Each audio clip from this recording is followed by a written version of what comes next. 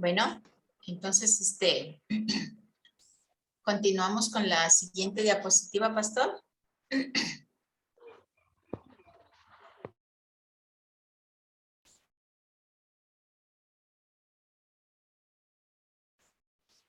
En esta diapositiva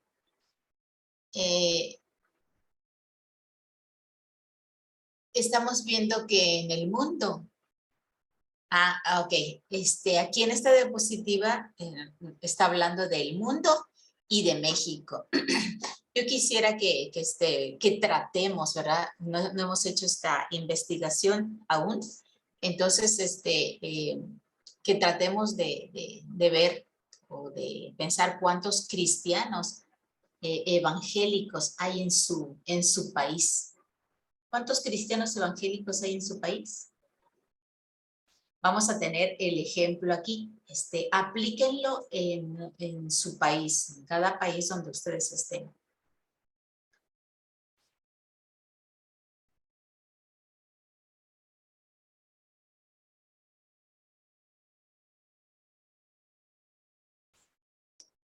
En el mundo hay 10% de cristianos evangélicos. En México habemos 7% de cristianos evangélicos en México.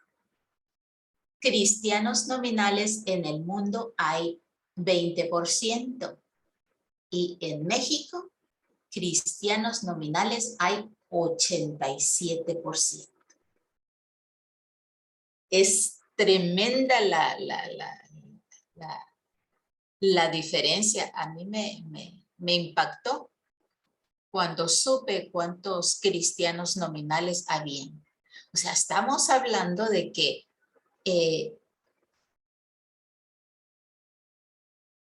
estos cristianos nominales son los llamados primos hermanos. Son aquellos hermanos que les llamamos creyentes, los que están sentados, digamos.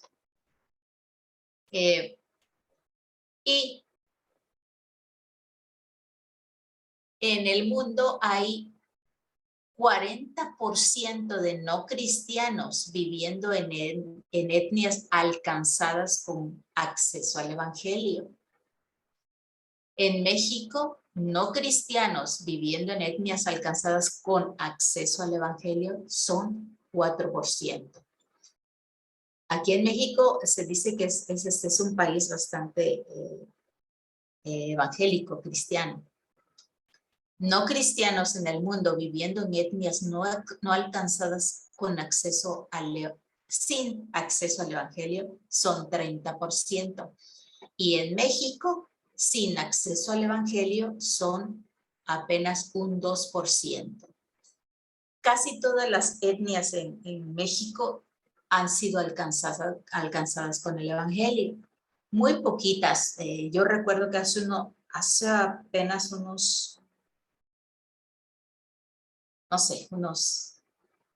7 años, tal vez, 8, no sé. A lo sumo 10 años, habían aproximadamente precisamente 8 etnias sin acceso al evangelio. Yo creo que ahorita ya hay mucho menos de etnias no alcanzadas que no tienen el acceso al evangelio. En su país, hermanos,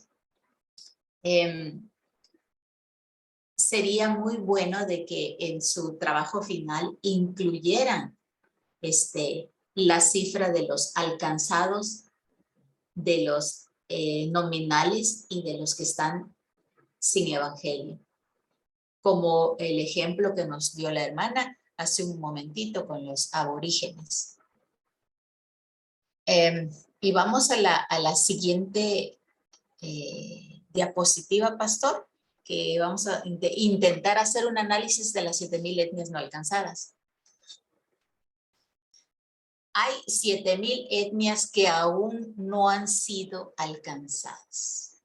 Si nosotros nos ponemos a pensar que el 10% del mundo es un cristiano evangélico y si el 30% del mundo vive en las 7,000 etnias no alcanzadas, Entonces, por cada uno de nosotros, de los que estamos aquí y de los otros cristianos, hablando de cristianos, discípulos.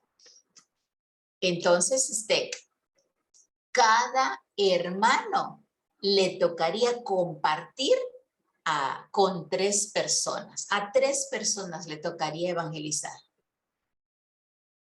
¿En cuánto tiempo acabaríamos la gran comisión, hermanos? ¿Así? Si somos el 10% del mundo y los no alcanzados son 30% que viven en diferentes etnias, quizá en unas, si le ponemos duro, con mucho esfuerzo, yo no sé, en cuántas horas o cuántos días podríamos terminar con la gran comisión. Pero no es tan fácil terminar con la gran comisión porque esas 7,000 etnias no alcanzadas están en un lugar que se llama, la mayoría de ellas, está en un lugar que se llama la ventana 1040, que es en la diapositiva número 16, creo.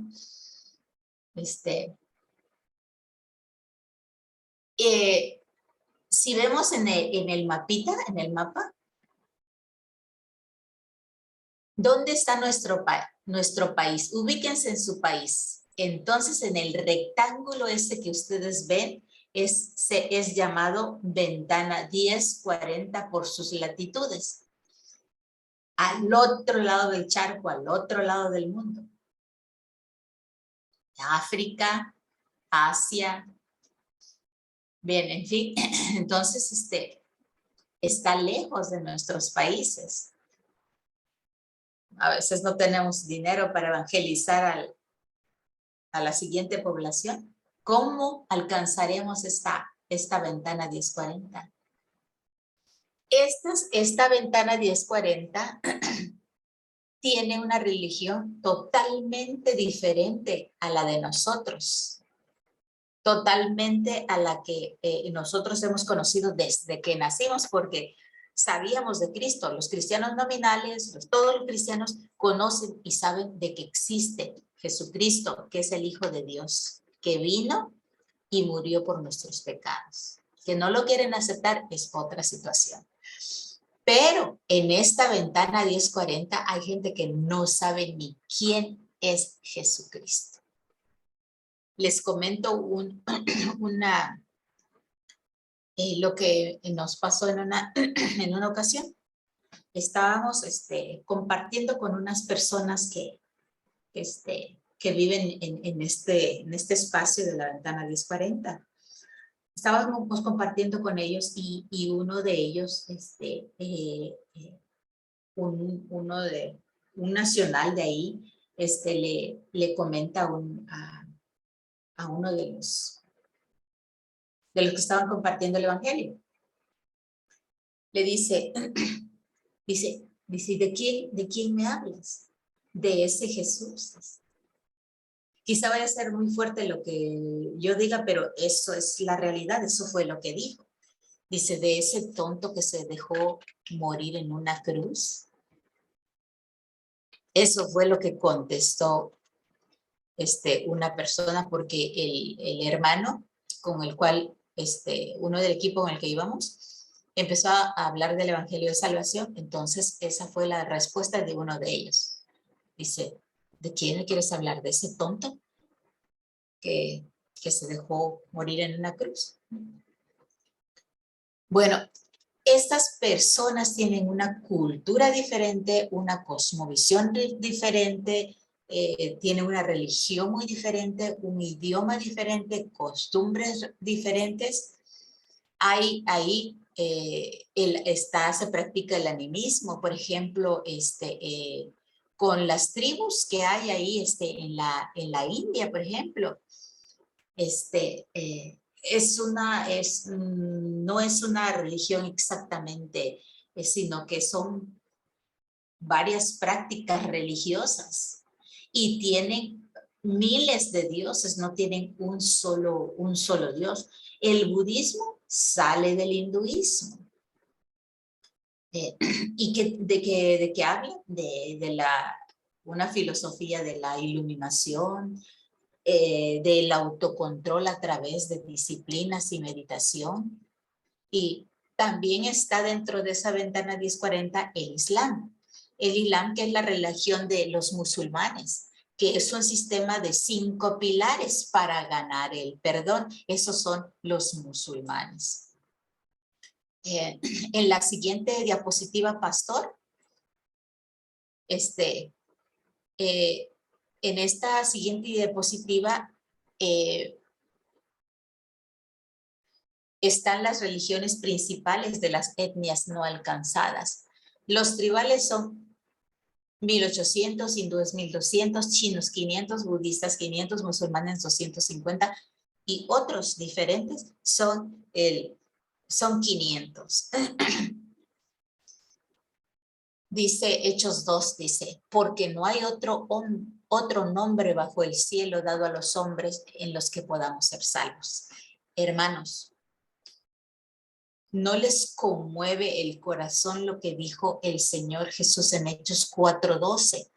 Porque no hay otro nombre bajo el cielo dado a los hombres en que podamos ser salvos. Si nos dijo, id y haced discípulos a las naciones tribales, hindúes, chinos, budistas, musulmanes y los que están dentro de nuestras propias países. Todas estas religiones son falsas, lejos de Dios, lejos de Jesucristo. Entonces, hermanos, es el 30% de la población mundial que está viviendo en estas zonas que no han conocido ni saben de la gran comisión de que pueden ser libres en Jesucristo. Jesucristo nos hace libres. Estas personas están atadas por sus cosmovisiones, por la forma de ver sus religiones que están lejos de Dios.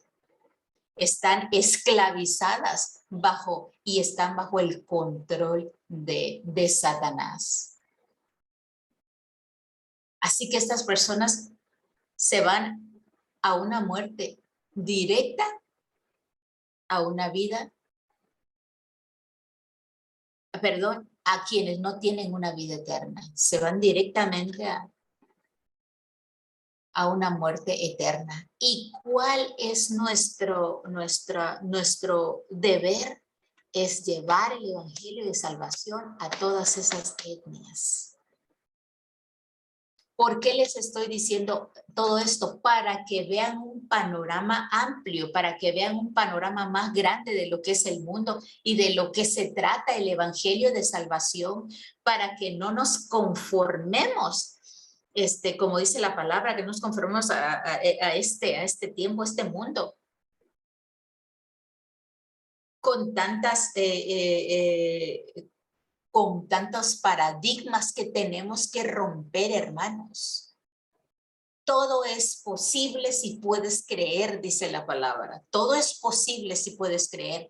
Debemos de quitarnos esos paradigmas de pobreza, esas cosmovisiones que dañan nuestra mente, que dañan al pueblo de Dios. Entonces, y también, si a nosotros, hermanos, se nos hace difícil compartir con una persona aquí, démonos cuenta que estamos ahogándonos en un vaso de agua.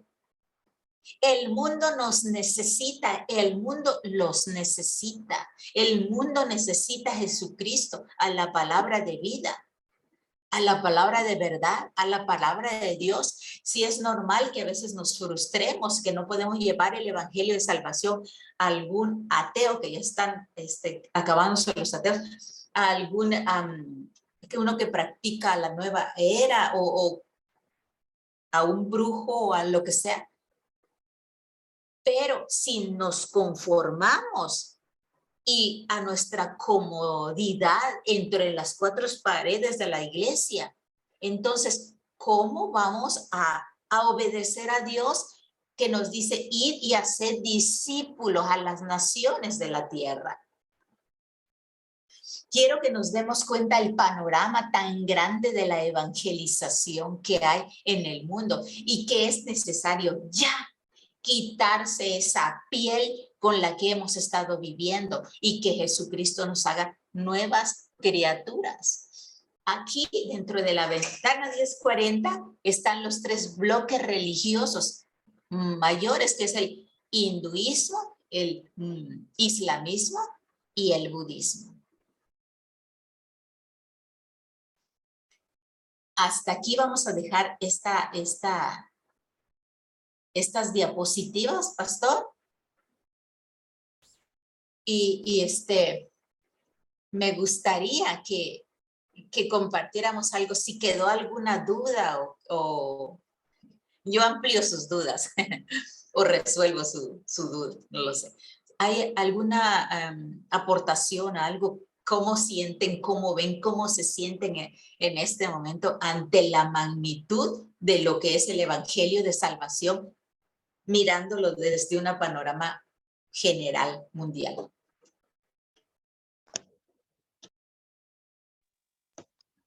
Hola, buenos días, Ruth. Buenos días. Perdón, Hermano Marcos. no hablé nunca con vos, pero bueno, me presento, Marcos, mi nombre. Acá vivo en Entre Ríos y soy uruguayo. Bueno, me vine por algunas razones a vivir acá a Argentina y nada, quería compartir mi opinión. Vos preguntaste al principio qué opinaban de la tarea y bueno, de esta materia. Y bueno, quiero compartir mi forma de ver, digamos, tal vez es mi paradigma, equivocado seguramente, pero bueno, la verdad que yo muchas veces, o sea, todo lo que se habla, tengo mucho conocimiento de todo esto, lo que se está hablando, pero muchas veces con mi esposa, reflexionando, nos miramos y decimos, bueno, pero ¿qué estamos haciendo, no? ¿Qué hacemos? Y muchas veces, y capaz que algunos se sienten identificados conmigo, no hacemos, nos quedamos quietos. Uno de los parámetros es la comodidad, tengo que reconocerlo. Y también otro de los grandes, el otro motivo grande es lo último que vos mencionaste, bueno, es porque uno lo ve grande al trabajo, uno lo ve difícil, grande, y entonces como que no sabe cómo hacerle, y entonces ahí se queda uno, ahí se queda, y bueno, y pasa el tiempo, y como que bueno, uno se va amoldando a ciertas formas de ver la vida, y cuando querés acordar, nunca evangelizás, nunca llevas la palabra a nadie, y así creo que pasa, por lo menos a mí es lo que me pasa esto, y bueno, para eso estoy acá, para ver cómo le hago, ¿no? ¿Cómo puedo hacer? Pues estoy esperando, estoy viendo, por eso estoy aprendiendo a ver formas, herramientas de cómo encarar esto. Entonces nada, quería compartir esto y estoy como emocionado, estoy como alegre, contento de que bueno, llegaste a nuestras vidas, llegaste a este seminario, y bueno, estoy como ansioso de a ver cómo ya podemos empezar. Creo que todos debemos ser conscientes de que ya debemos empezar, ya debemos estar haciendo algo, a pesar de todo lo que fallas que tengamos y miedos. Y bueno, Sí. quería compartir esto. Gracias. Gracias, hermano Marcos. Muy enriquecedor para mí. Bueno, sí, mire, en esta clase quizá ustedes habían pensado que y como dice la clase, el nombre, pero que a lo mejor pensaron que, bueno, esta clase van a ser puras estrategias y para ponerlas a echar a andar.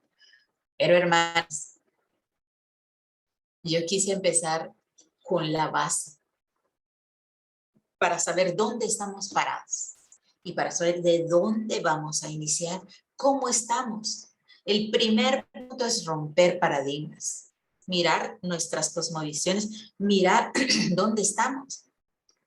Créanme, hermanos, que si todo va bien, ustedes van a darse cuenta de que quizá alguno que otro vaya a caer en que es un cristiano que aún tiene muchos conflictos dentro de que romper muchos paradigmas, perdón. No voy a... Bien, entonces vamos a darnos cuenta de varias cosas en esta materia y poquito a poco voy a darles algunas estrategias, una que otra estrategia, hermanos, porque quiero decirles que cada país, que cada lugar, que cada sitio debe de tener, debe de mirar, por eso precisamente es necesario mirar su cosmovisión para implementar o para desarrollar sus propias estrategias y no copiar una estrategia que le está surtiendo efecto, por ejemplo, a México. Yo me encontré con un hermano que me dice, bueno, hermana, dice, ahorita, dice, nosotros íbamos a echar en dar este proyecto, dice, porque, bueno, así me dijo él, ¿verdad? Dice, yo he visto que los de México, dice, tienen muchas herramientas, tienen muchos cursos, mucho material, dice, pero hay una cosa que no tienen, nunca lo echan a andar. Dice, lo tienen, pero no lo accionan. Dice, nosotros, créeme, hermana, que vamos a hacerlo. Dice. Bueno, hermanos, entonces, pero y yo llegué en esa ocasión que le estoy comentando y a dar estrategias, herramientas, estrategias. Pero yo creo que lo principal es saber dónde estamos parados, a qué fuimos llamados y cómo está el mundo. Ver el mundo desde una perspectiva general, ver el cuadro ampliado. Y eso es lo que a mí me interesa que ustedes vean, que no estén solamente inmersos en su propio círculo pequeñito. A veces tenemos nuestro propio microcosmos, nuestra propia microesfera de la cual no salimos, no la rompemos y no queremos ver un panorama general. Yo me he topado mucho con pastores que se asustan con la idea de evangelizar a las naciones de la tierra. Se asustan con la idea de saber que las naciones de la tierra pueden ser evangelizadas. Entonces, ese es un paradigma que afecta nuestra visión, la visión general de Dios. Recordemos, ahorita vamos a ver si terminamos esta idea de ir y hacer discípulos a todas las naciones. Ir y hacer discípulos a todas las naciones. En Hechos nos dice, pero recibiréis poder cuando haya llegado sobre vosotros el Espíritu Santo y me seréis testigos en Jerusalén, en Judea, en Samaria y hasta lo último de la tierra. Sí, hermano, no le motiva, ni le apasiona, ni le mueve la predicación del Evangelio, entonces debe de seguir pidiéndole a Dios que le dé amor por las naciones de la tierra, para ser un discípulo eficaz, un discípulo que vive y que siente el amor del Señor. Los discípulos son enviados por el dueño de las naciones, pero antes de ser enviados les da algo, que es el poder del Espíritu Santo de Dios. Esa es lo principal. ¿Para qué recibimos el Espíritu Santo? Para ser testigos en Jerusalén, en Judea, en Samaria y hasta lo último de la tierra. ¿Quién es un discípulo? Un discípulo, recordamos que es un aprendiz. Un discípulo también es ya un maestro, es una persona que fue enseñada ya por otro, es una persona que ha tenido ya una formación de carácter, pero que se ha dejado moldear por Dios. A veces no nos dejamos moldear por Dios y queremos seguir haciendo nuestra voluntad, pero un discípulo es quien ha sido instruido, ha sido fortalecido en su espíritu y está en camino a una plena madurez espiritual. ¿Qué es el discipulado? Ya sabemos que el discipulado es el proceso mediante el cual se edifica espiritualmente la vida de otros creyentes.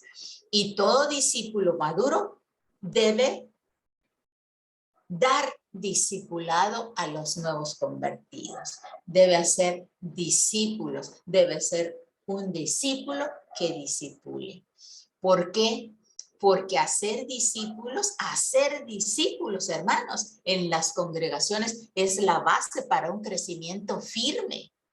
Es donde se forman las personas íntegras, es donde se equipan, donde agarran y toman firmeza, donde toman la madurez para cumplir el mandato del Señor. Un discípulo es quien está llamado a ejercer el ministerio de consolación. Vemos en 2 de Corintios cómo el Señor dice: bendito sea el Dios y Padre de nuestro Señor Jesucristo, Padre de misericordias y Dios de toda consolación, el cual nos consuela en todas nuestras tribulaciones, para que podamos también nosotros consolar a cualquiera que esté en tribulación, por medio de la consolación con que nosotros somos consolados por Dios.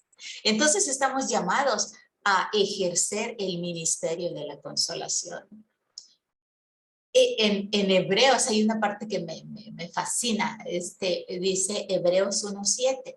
Ciertamente de los ángeles dice: el que hace a sus ángeles espíritus y a sus ministros llamas de fuego. Me acuerdo en una ocasión que una misionera dice: vengan, voy a prenderles fuego. Dice. Y yo me quedé así. Sí, dice, van a salir, pero como llamas vivas. Dice, ahorita vamos a hablar de tal etnia. Y entonces tuvimos una plática con ella de cierta etnia que tenía mucha necesidad del evangelio de salvación. Y ella decía que nos iba a prender el fuego de la pasión de nuestro Señor y Dios. Y dice que Él hace a sus ángeles espíritus y a sus ministros llamas de fuego. Entonces, siervos, ministros del Señor deben de ser una llama viviente en donde están para iluminar en su entorno y mucho más allá de donde están. A cada uno de nosotros, nuestro Creador nos ha llamado por nuestro nombre y nos da el papel de vicegobernante, como en los Estados Unidos hay un gobernante y un vicegobernante, un presidente y un vicepresidente. ¿Y cuál es su labor? Pues esta persona sustituye al que gobierna cuando el gobernador se encuentra ausente. Así que el Señor nos ha llamado a hacer el papel de vicegobernantes en el mundo. Pero vemos nuestro mundo como el humano ha quebrado todas las leyes. Otra vez, como vemos ahorita con la sociedad esta LGTBIQ, creo, sí. Ha quebrantado las leyes de Dios con el aborto, ha quebrantado las leyes de Dios. Hay ingobernabilidad, en nuestros, bueno, aquí en México, voy a hablar de México, en nuestro país, mucha corrupción desde el que estás en la cumbre, el pináculo está arriba en el gobierno, hasta el menor. Hay una corrupción tremenda. Así que el hombre, en donde estemos, haciendo misiones locales o haciendo misiones transculturales, todo hombre necesita la redención que da Jesucristo. Recordemos que el propósito y el deseo último de Dios es tener un compañerismo con nosotros, con la humanidad. Así que la labor nuestra, queridos hermanos, es discipular a las naciones, ya sea con misiones locales o con misiones mundiales, con misiones transculturales. ¿Cuál es el discipulado muy funcional? Ahora sí, al hermano con el que platicamos hace un momentito, vamos a tocar un poquito de alguna estrategia, unos minutitos nada más. Hay un tipo de discipulado que es bastante efectivo, que creo que todos nosotros conocemos, pero que tiene un nombre. Es el evangelismo relacional. ¿Y cuáles son los aspectos de este tipo de evangelismo, de este tipo de discipulado? Encontramos que es relacional, perdón, hermanos, que es formativo y que transforma generaciones. En este discipulado se desarrollan vínculos con la persona, vínculos de amor y confianza. Recordemos que Jesucristo formó ese tipo de vínculo con sus discípulos. Dice la palabra que después Jesús subió al monte y llamó así a los que quiso. Vinieron a él y él estableció a 12 para que estuviesen con él y fuesen enviados y enviarlos a predicar y que tuviesen autoridad para sanar enfermedades y echar fuera demonios. Si no hay una buena relación con aquel que está evangelizando, que está discipulando, créame que va a ser muy difícil el trabajo de enseñanza. Por eso es necesario crear pequeños grupos o abrir células o relación, ¿cómo les llaman? Grupos familiares, células, grupos pequeños. Eso es un método, es una estrategia para dar a conocer el evangelio de salvación. Esa es una estrategia. Bueno, sin eso es difícil que hagamos un buen trabajo si no hay un vínculo entre el discípulo y el discipulador. Y yo estaba viendo que en una congregación, bueno, voy a compartirles algo. Normalmente me gusta estudiar, investigar, y en esta ocasión yo estaba platicando con unos hermanos de otra congregación que no es la nuestra. Es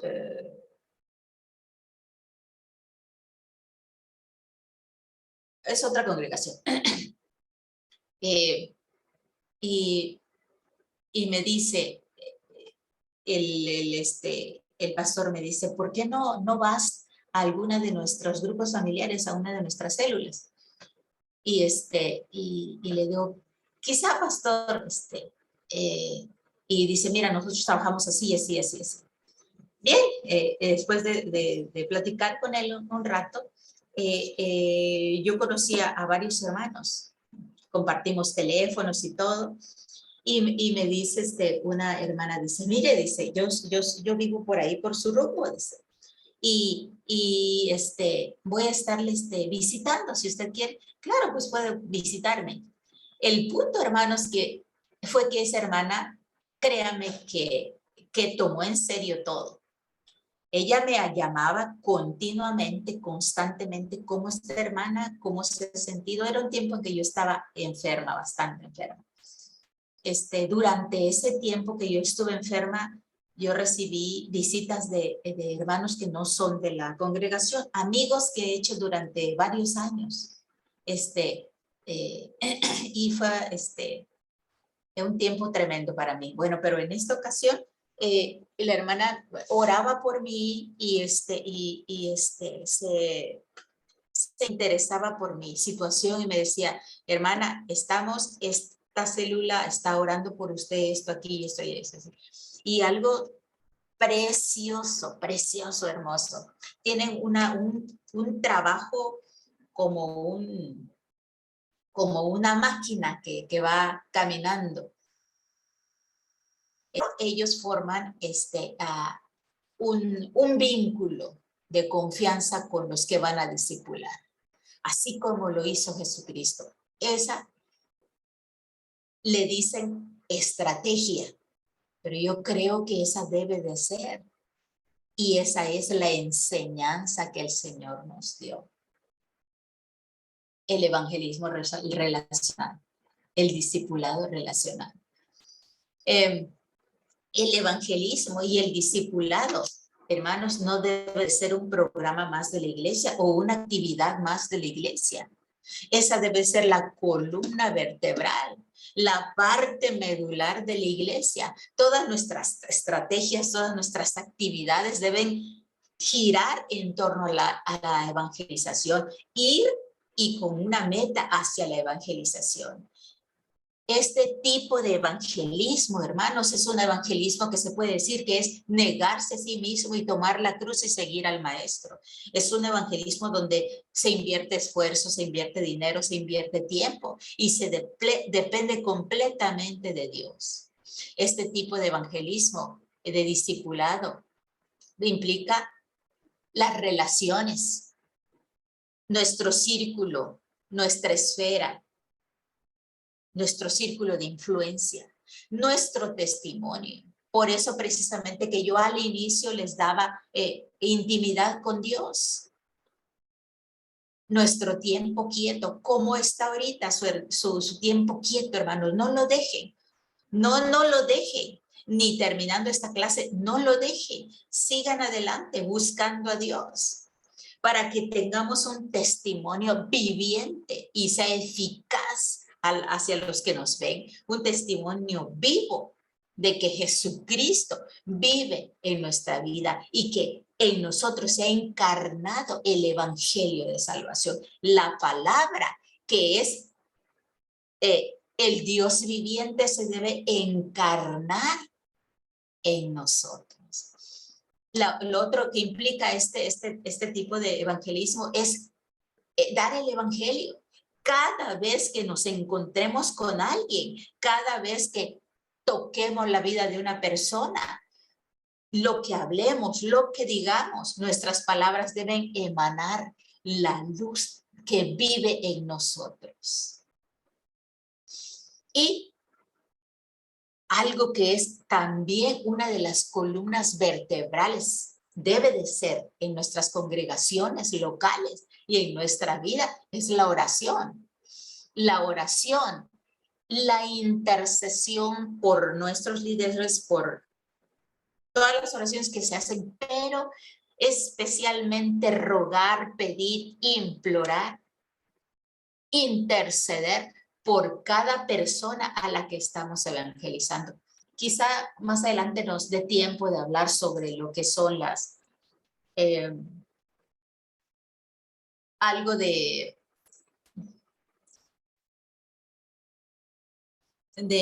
cómo llevar a cabo una estrategia de oración.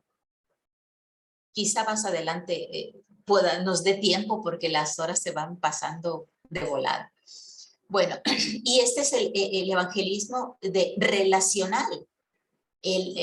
Vamos a hablar de este aspecto del discipulado. Me quedan 5 minutos, hermanos. El discipulado relacional, que tiene el relacional que es formativo y ya les había comentado hace ratito que es transformar generaciones. Formativo, ¿por qué? Porque forma a los discípulos, dice Juan 13:15, porque ejemplo os he dado para que como yo os he hecho, vosotros también hagáis. Vamos a formar a nuestros discípulos con teoría, pero también con práctica. A mí me gusta mucho dar clases, sí, pero también me gusta llevar a los alumnos a la práctica. Es por eso que les había comentado que deberían de evangelizar y tener a alguien, porque es teoría y práctica. Y por último, transformar generaciones. Transformar generaciones. En el Antiguo Testamento vemos como la palabra dice el Dios de Abraham, el Dios de Isaac, el Dios de Jacob. Transformar generaciones. Vemos cómo Jesús llamó a sus 12 discípulos para que transformaran a las generaciones. Gloria a Dios por ello. Debemos de influenciar el reino a las generaciones actuales y futuras. Esa es parte de nuestro trabajo, hermanos. Bueno, quizá y lo sigo dejando desde el principio, le estoy diciendo que de haber una diferencia entre un cristiano nominal, un creyente, uno que no ha tenido Bueno, tenemos 2 minutos, vamos a intentar.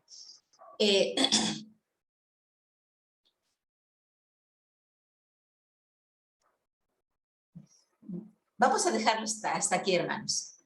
Entonces, si hay hasta ahorita alguna pregunta, tenemos 3 minutos. A mí me gustaría hacer un aporte. Bueno, una de las, porque yo quería hablar hoy en realidad, cuando usted estaba hablando de las etnias y de los grupos. El pueblo donde nosotros vivimos, estuve buscando en internet, tiene aproximadamente 24.000 habitantes. Y es un pueblito chiquito, no es un pueblo muy grande. Y casi todos tienen la religión católica. O sea, en el ambiente donde yo me muevo, casi todas mis compañeras son católicas. Y son, a ver cómo decirlo, yo estaba pensando, ¿no? Son esos católicos que defienden sus sacramentos y su religiosidad y o sea, son muy idólatras, ¿no? Como que tienen todo muy, muy adentro. Y cuando uno le va a hablar sobre el Evangelio, sobre la Biblia, como que a ellos les resulta un poco chocante. Y por ahí yo me acuerdo que siempre es la discusión de mi papá, que él me dice, sí, porque los cristianos, los que van a la iglesia, reaccionan de esta manera o hacen esto o lo otro, y por ahí uno se pone a pensar, ¿no? Si yo voy a ir a hablarle a mis amigas que son católicas, yo tengo que estar preparada para lo que ellos me van a decir. Una, esa. Segunda, que cómo está mi vida para ir a hablarle a esas personas, porque donde a mí me digan algo sobre mi vida, a mí me va a doler lo que ellos me van a decir. Y es un poco difícil, ¿no? No es imposible, pero es un poco difícil. Entonces, por ahí yo quisiera saber cómo abordar en ese aspecto, ¿no? Porque yo estaba pensando hoy antes de empezar la clase sobre la tarea que nos había dado y yo decía, uy, ¿a quién puedo evangelizar? Y cuando usted habló sobre los vínculos, que los vínculos son súper importantes, me acuerdo que una vez en una capacitación nos dijeron, si ustedes quieren enseñarle algo a alguien, primero háganse amigos de esa persona y conozcan a esa persona para poder después ayudarla y poder evangelizarla. Y la verdad es que tiene mucha razón, porque no podemos ir a hablarle a alguien que ni siquiera conocemos y que ni siquiera nos conoce a nosotros. Primero formemos el vínculo de amor y después empecemos a hablar con esa persona sobre Dios, sobre el Evangelio. Capaz que no, capaz que en otras situaciones es de otra manera. No tienen un vínculo y empiezan a hablar del Evangelio como le pasa a Betty, que ella, es verdad, a ella le encanta hacer eso y ella se pone a hablar y le sale automáticamente, no necesita tener mucha estructura para evangelizar. Pero por ahí yo veo que a mí me cuesta un poco en ese sentido, no sé al resto. Pero bueno, ese era mi aporte. Capaz que me faltan algunas cosas más, pero son algunos puntitos que yo fui como que agregando para ver de qué manera puedo enfocar y de qué manera puedo encarar esta manera de evangelizar a alguien. Bueno, en ese aspecto, lo que yo hago es, cuando inicio, si conozco la persona, si conozco su situación, o si estoy ya, la estoy conociendo por vez primera. Si estoy conociendo a la persona por vez primera, hablar sobre el clima, sobre alguna necesidad. Para eso, hay unos, yo estuve trabajando un tiempo con una estrategia. Habían varios, cinco folletitos. Hablaban de la familia, de la salud, de las finanzas, y no recuerdo las otras dos ahorita. Bien, en fin, pero empezaba a platicar con las personas, se empieza a platicar con las personas, a platicar y viendo, en la plática se tocan poquitos los 5 puntos. Sí, si la persona se engancha en un punto, entonces es ahí donde tiene la problemática. Entonces, como ya se estudió sobre ese punto, entonces ya se abre uno a este panorama. Créanme, hermanos, que yo vi, si la persona empieza a hablar de algo, algunas personas terminan llorando sobre la economía, sobre la problemática de divorcio, de diferentes. Nosotros trabajamos con cinco folletitos. Y el programa se llamaba Poder para Cambiar. Y depende de cada lugar, de cada país, es adaptable. Bueno, eso es si yo me contacto al principio con la persona. Es solamente un método, una estrategia. Hay varios, muchos más. Bueno, pero lo otro, si yo conozco a esa persona, ¿cómo voy? Si me conoce a mí, si conoce mis problemas. Entonces, lo primero es aceptar los errores que hemos tenido. Estar consciente de los errores, que somos humanos, que todos tenemos errores, todos tenemos fallas, todos tenemos pecados. Algunos han cometido, los más, digamos, han matado a personas. Yo conocí a una persona, su testimonio era, cuando nos lo dio, dice, hermana, dice, yo trabajaba para el narcotráfico. Hice pero yo acepté a Jesucristo como mi Señor y Salvador. Y me arrepiento del pasado, pero sé que ese pasado me ayuda a ir y a llegar a otras personas. Entonces, es un ejemplo muy extremo, ¿sabes? Pero tal vez hemos cometido adulterio, hemos cometido fornicación, hemos cometido robos, una vida como la samaritana. Yo no sé, pero somos seres humanos y tenemos todos errores. Lo principal, por eso es importantísimo tener una comunión con Dios, intimidad con Dios. Principalmente pedir perdón a Dios de nuestros errores, de nuestros pecados cometidos. Lo segundo es perdonarse y aceptarse y saber que nuestro testimonio va a cambiar. Ya me pasé del tiempo. Por último, hermanos, yo quiero comentar esto.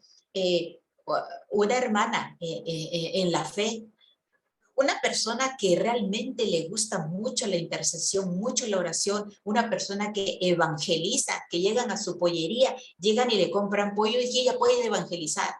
Y hasta puede poner su papelito, oro por usted, pero ella lo dice. O sea, que esa persona me dice un día, dice, platicando, me dijo, a mí me era muy difícil compartir el evangelio de salvación. Me era muy difícil. ¿Por qué? Porque yo en mi vida pasada, yo cometí un pecado contra Dios y ese pecado lo tenía yo tan fuerte, tan arraigado, que me impedía compartir el evangelio de salvación. Y era la masturbación. Yo desde tal edad a tal edad tuve una vida de masturbación. Perdón, hermanos, si yo ofendo a alguien, es para que entendamos, ser más claros con esto. Entonces dice, pero cuando yo reconocí eso, cuando yo llegué ya siendo hija de pastor, ella era hija de pastor en su adolescencia, ella había tenido un grupo de niños que oraban de su colonia e invitaba a los niños y tenía niños y adolescentes orando todas las mañanas por su colonia. Niños que eran hijos de personas inconversas. Entonces dice, yo de cierto tiempo a cierto tiempo dejé todo eso, abandoné todo eso. Dice, ¿por qué? Porque tenía yo vergüenza, pena y Satanás me había hecho una cadena en mi vida que me impedía dar el evangelio de salvación. Cuando yo rompí y fui a los pies de Cristo y le dije, te entrego esto, pedí perdón, me perdoné, dice, yo pude ser libre. Ese es otro ejemplo, ¿verdad? Pero hay otros menos. Me fui del más, no voy a llegar al menos, pero hay muchos ejemplos. Entonces, lo primero es tener un encuentro con Dios. Que el Señor nos limpie y estar conscientes de que nuestros pecados han sido perdonados, han quedado clavados en la cruz de Cristo. Somos otras personas, somos nuevas criaturas, como dice la palabra de Dios. Y el error pasado es pasado, un círculo nuevo. Ahora, una vida nueva. Ya no estamos encerrados en aquella, una vida nueva. Entonces debemos de dar el mensaje de salvación, como en una ocasión un tipo me dice, me señaló y me dijo cosas muy fuertes y yo le dije, yo sé quién soy una princesa, soy una hija de Dios. Y es un tipo que estaba peleándose con muchos hermanos. Había la esposa de un pastor, dos esposas de pastores y habíamos todos ahí. Y me dice una hermana Leti, me dice, Ruth, bien. Y me dice, si tú eres igual que todos, tú eres bueno, en fin, empezó con su mente. Y le digo, yo soy una princesa de Dios, yo soy hija de Dios y tengo la autoridad que Dios me ha dado. Fue algo tremendo que quizá más tarde después les cuente, ¿no? Bueno, entonces tenemos que levantarnos, tenemos que ser decididos, tenemos que ir y llevar el evangelio de salvación porque estamos cumpliendo el mandato que Jesucristo nos ha dado. Eso es lo principal que debemos de hacer. Todo lo que Satanás nos quiera poner debemos de echarlo atrás porque Jesucristo lo ha hecho. Y yo les quiero decir, ánimo hermanos, ustedes pueden, ustedes vayan adelante, ustedes van a ser, como dice la palabra, una luz en medio de donde están. Van a ser una columna de fuego en medio de su comunidad. Yo así lo espero, lo creo y ruego al Señor por cada uno de ustedes. Que Dios los bendiga y que tengan una bonita tarde. Bendiciones.